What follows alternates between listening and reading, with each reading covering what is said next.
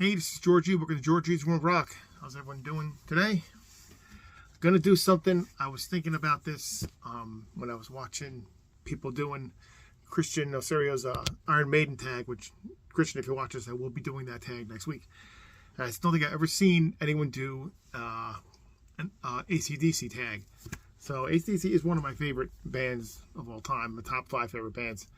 And I thought of 15 questions or prompts, as they call it, and I'll put them in the description for anyone who wants to jump on this and do it.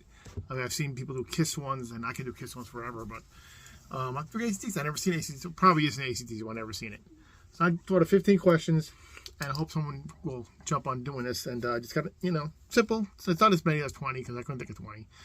With 15 questions, and show albums and stuff, and just celebrate the band because they're one of my favorite bands of all time. So. The Kings of Simplicity, I guess. All right, let's go on with it quickly, so I don't go too much. First one, it's A Long Way to the Top. First song or album that you heard that got you into the band. Well, the first song I heard by the band was Hell's Bells, but I heard it from this Who Made Who soundtrack, and obviously it's from the Stephen King Maximum Overdrive movie. And that's the album I heard it from. And I got this one, and that got me into the band. I got Back in Black, and so on and so on. And then I got into the band from that. So this one definitely got me into the band. So, yeah, Hell's Bells, and then basically, it's Back in Black. But really, this one really started it. Who Made Who. So, that's the first one. Number 2. Okay. Let There Be Rock. Which producer do you think did the band the best justice in the studio? I mean, they've had many, of course. Mutt Lange. They did it produced themselves. They had the guy Bruce Fairbairn. But for me, it's the one that produced all the early ones. That was Harry Vanda and George Young. Their older brother. Let There Be Rock did High Voltage, Dirty Deeds, Powerage. I mean, those are such classic albums, and to me, that's their best production, in my opinion, their best producer for the band that captured the sound, without overdoing it with stuff. But I thought that Harry Vanda and George Young did the best job for the production of AC/DC. So that's my thing for number 2. Number 3, Livewire. How many times have you seen the band? And if you haven't seen them, how many times have you seen the band, and what was the best one you've seen? And if you haven't seen it, what would you have liked to have seen if you could go back in time and see them live? I only seen them one time in '92 for the Razor's Edge tour, and LA Guns opened. And it's the only time I saw them, and they were fantastic. That was when Chris Slade was in the band on drums, but it was a really good show. Of course, I'd like to have seen stuff back in the day with Bon Scott, but I was a little kid then, so I wouldn't have even been into any kind of that music at the time. But definitely that one time, 92, was really good. I remember seeing my friend Joe, couldn't see anything, so he had to stand in a chair and look, because she's really kind of short. But we had a great time, and the show was great. AC/DC always would put on a great show at the time, so that's my answer for number 3. Number 4, Love Hungry Man. What is your favorite love song that AC/DC puts out? Now they have some like love songs, kind of, not really like nothing too romantic, but I picked the one from Highway to Hell, which is Love Hungry Man, because Bon has a certain vocal style, and he says it kind of like, I guess, in a sexual way, because that's the way he sings seductively for I guess if you're a girl or things that way anyway. But yeah, Love Hungry Man as the song I picked for the album the song that their best kind of love song. They have a few of them down the line. They're not really love songs. They're more like dirty love songs, if you want to call it that. But I picked that one for that. Okay, number 5, Have a Drink on Me. Best AC/DC album to play at a party. Anyone probably would pick the obvious choice of Back in Black, but I picked Powerage. It's just a rocking album. I think it's got some great tunes on it, and it's kind of underrated. And I put this on a party, maybe people get more into the album. So I picked Powerage from 78 for that prompt of mine at a party. I think I'd get Evan rocking. I think be a good dude. Good thing to do. Good thing to do. All right. Question 6. Put the finger on you. Who do you feel is the best replacement for the band? Obviously, you could say Brian Johnson, but it's an obvious choice because if you didn't know. But I think over the years, one of the better replacements I think was a drummer when Phil Rudd left the first time, and that was Simon Wright, who played on the Who Made Who soundtrack with a couple songs and Quick Glory video, and he played on Fly on the Wall. I thought he was very good.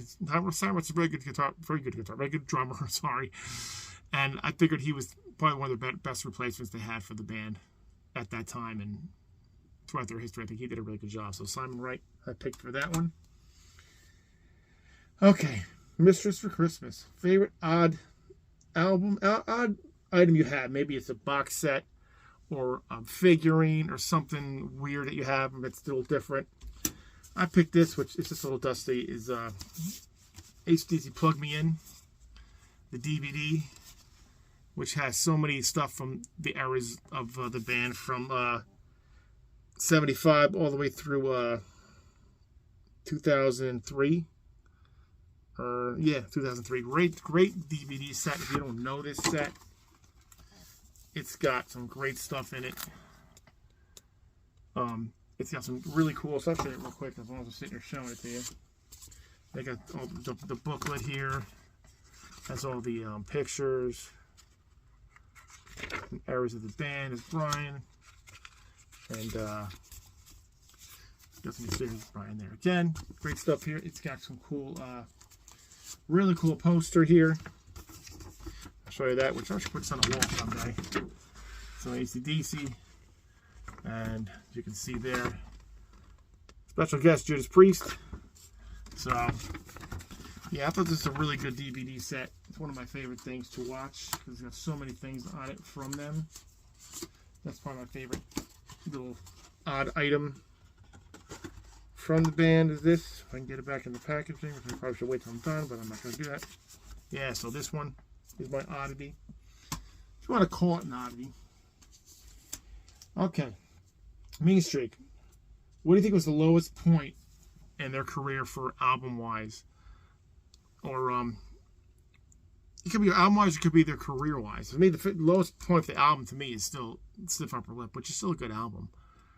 But to me, the lowest point is when they took Axl Rose in as a singer. Nothing against Axl, but I don't want to hear him singing AC/DC songs because he doesn't really, to me, doesn't fit.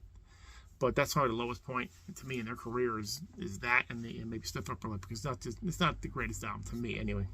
Still got good tunes on it though, but definitely the Axl Rose thing.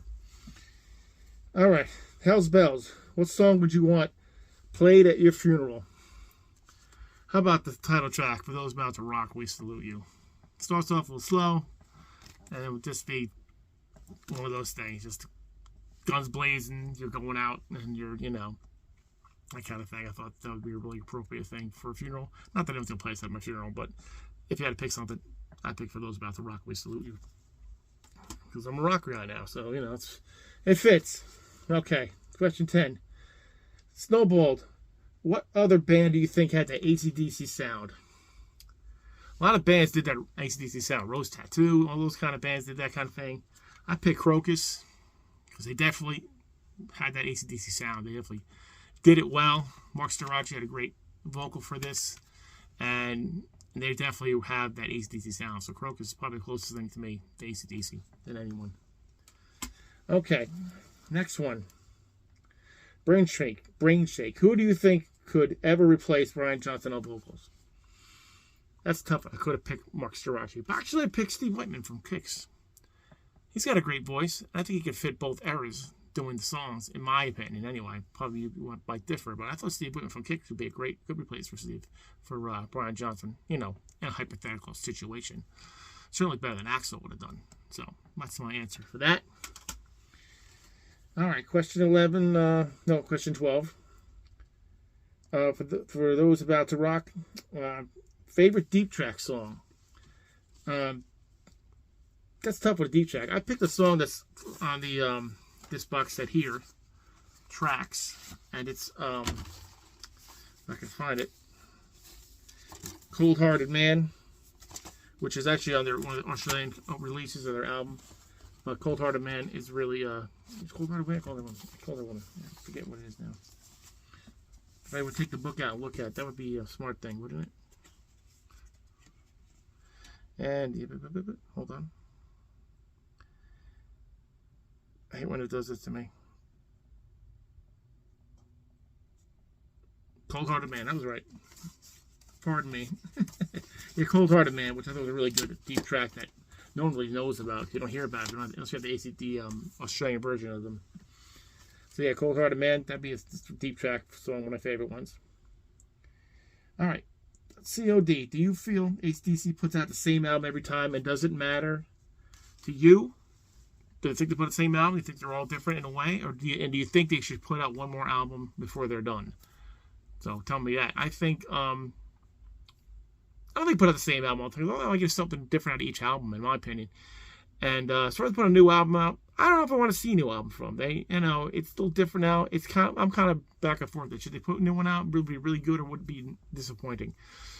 That's kind of up in the air for me. I don't know. What do you guys think? Tell me if you do a video for this, or do it in the comments. You can write the comments too. You don't have to do a video if you don't want. Question 14. Rock and Roll Damnation. Who do you think they rank? How do you think AC/DC ranks in their history of all rock bands?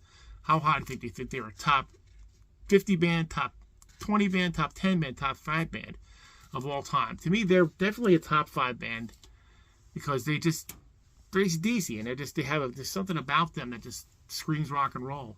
So, I mean, they could be categorized in different men. They're basically a rock and roll band, hard rock band. They could be a little heavy metal at time, but they're really not a metal band. But it could be categorized that. But they're definitely in top 5 for being a rock band. All right, next one, final one. Two's Up. Favorite album from the Bon Scott era, favorite album from the Brian Johnson era. Kind of easy. Highway to Hell from the Bon Scott era. So always love those songs on this one. And, of course, Back in Black. I know, it's a little hanging fruit, but it's still my favorite from them. Overplayed, yes, but still my favorite. So, anyway, that is my AC/DC tag. I hope you guys someone will do it and look at it and try to do it. I mean, I don't know if you're going to give a crap or not, but I tried to do something a little different, and I just was in the mood for doing this. So, all right, that's it. Please, if you don't want to do a video, just put in the comments of this video what you other questions. I'm going to put all the questions in the description here. So if you like, and also just hope you just enjoy it. If you like what you see here, please like, subscribe, and comment. All that fun stuff. I hope you just keep the ball rolling with this channel and stuff. So, and that's it. We'll see you next time, guys. Keep rocking metal alive. Take it easy.